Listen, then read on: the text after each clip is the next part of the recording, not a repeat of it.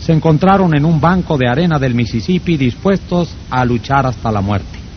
Por fortuna, a último momento intervinieron los padrinos y evitaron el duelo. Ese fue el incidente personal más significativo en la vida de Lincoln. Resultó para él una lección de valor incalculable en el arte de tratar con los demás. Nunca volvió a escribir una carta insultante, nunca volvió a burlarse del prójimo, y desde entonces casi nunca criticó a los demás.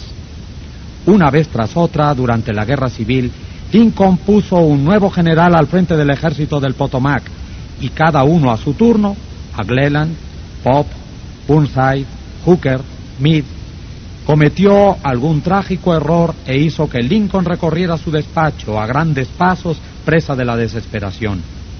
Media nación censuraba acremente a esos generales incompetentes, pero Lincoln, sin malicia para nadie, con caridad para todos, conservaba la calma. Una de sus máximas favoritas era: no juzguéis si no queréis ser juzgados. Y cuando la señora Lincoln y otras personas hablaban duramente de la gente del sur de los Estados Unidos, Lincoln respondía: no los censuréis, son tal como seríamos nosotros en circunstancias similares. Pero si un hombre ha tenido alguna vez la ocasión de criticar, ese hombre ha sido Lincoln, a buen seguro. Tomemos un ejemplo. La batalla de Gettysburg se libró en los primeros 3 días de julio de 1863. En la noche del 4 de julio, Lee comenzó su retirada hacia el sur, en tanto que una gran tormenta inundaba de lluvia la tierra. Cuando Lee llegó al Potomac con su ejército en derrota, encontró un río hinchado, embravecido, imposible de pasar ante sus tropas y un ejército unionista victorioso tras ellas. Lee estaba como en una trampa. No podía escapar. Lincoln lo advirtió. Ahí se presentaba la oportunidad como enviada por el cielo, la oportunidad de copar al ejército de Lee y poner término inmediato a la guerra. Así, pues, con un hálito de gran esperanza, Lincoln ordenó a Meade que no convocara un consejo de guerra, que atacara inmediatamente a Lee. Lincoln telegrafió esas órdenes y envió un mensaje especial a Meade para instarlo a la acción instantánea. ¿Qué hizo el general Meade? Exactamente lo contrario de lo que se le decía. Convocó un consejo de guerra en directa violación a las órdenes de Lincoln. Vaciló, esperó, telegrafió todas sus excusas. Se negó rotundamente a atacar a Lee. Por fin bajaron las aguas y Lee escapó a través del Potomac con sus fuerzas. Lincoln estaba furioso. ¿Qué es esto?, gritó a su hijo Robert. ¡Gran Dios! ¿Qué es esto?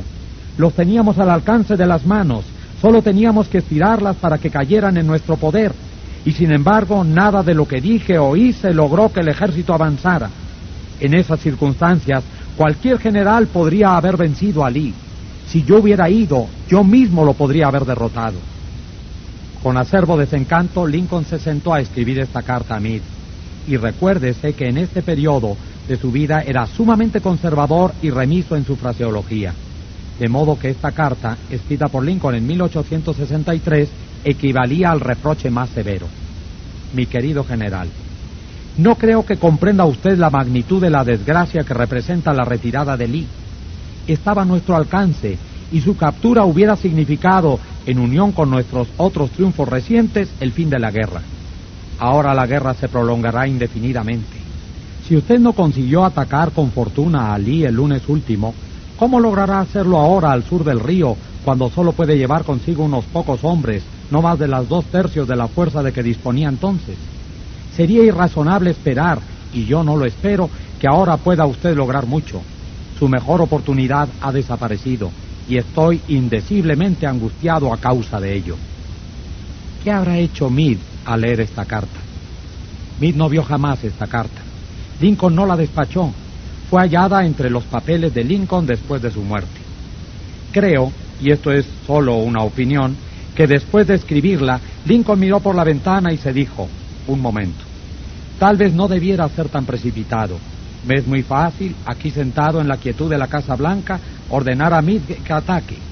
Pero si hubiese estado en Gettysburg y hubiese visto tanta sangre como ha visto Meade en la última semana, y si mis oídos hubiesen sido horadados por los clamores y los gritos de los heridos y moribundos, quizá no habría tenido tantas ansias de atacar.